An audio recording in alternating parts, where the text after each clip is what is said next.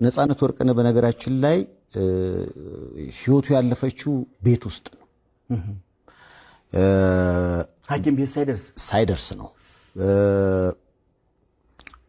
የሚኖረው ከባለቤቱ እናት ጋር ነው። ባለፈው የሄድንበት ቤት ማለት ነው። አዎ። እና ጧት ላይ እንግዲህ ጁስ ከቁርስ ጋር ጁስ መጠጣት ፈልጋለሁ አለ። ጁስ ተሰጠው። ከዛ አስመለሰ። ሲያስመልስ እሳቸውም ተደናቅጠው ጓደኞቹን አስናቀ ጋር ጠሩ። አስናቀም እየመጣ ጠብታ አምቡላንስን ጠራ። ከዛ የጠብታ አምቡላንስ ሰዎች እንደዛ እንደው ያው ፈጣን ናቸው ሲባል እናውቃለን። በጣም ግን ያኔ በጣም በፍጥነት ነው የመጡት። እግዚአብሔር ይስጣቸው። እና ከዛ በመጡበት አጋጣሚ እዛው ኦክሲጅን ሊሰጡት ሞከሩ። ከዛ እንግዲህ ይዘውት ወደ ያኔት ሆስፒታል ነው መጀመሪያ ሄደው። እዛው አያት አካባቢ ያለ ሆስፒታል ነውና እዛ ኮሪደር ላይ ዶክተሩ አይታው ህይወቱ አልፏል ብላለች።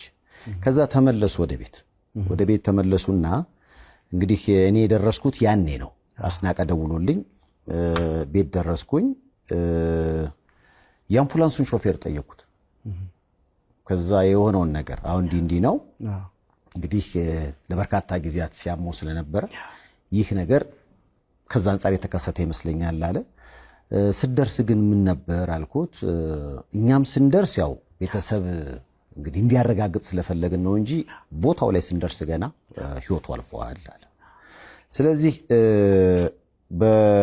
በአምቡላንስ ወደ አይሲኤምሲ ሆስፒታል ነው እንዲሄድ የተደረገው። አይሲኤምሲ ሆስፒታል ስንሄድ ያው ባለቤቱና ልጆቹ ውጭ ሀገር ስላሉ የሞት አካል ማቆያ ፍሪጅ ያስፈልጋል እና እሱን ነግረናቸው ለዛ ነው ሄደው። በአጋጣሚ እዛ እሱን ጉዳይ እየተጨራረሰ ያለ በጓደኞቹ ነው እንግዲህ ወሬው ሲወጣ ሰዎች ወደ አይሲኤምሲ ሆስፒታል መምጣት ጀመሩ።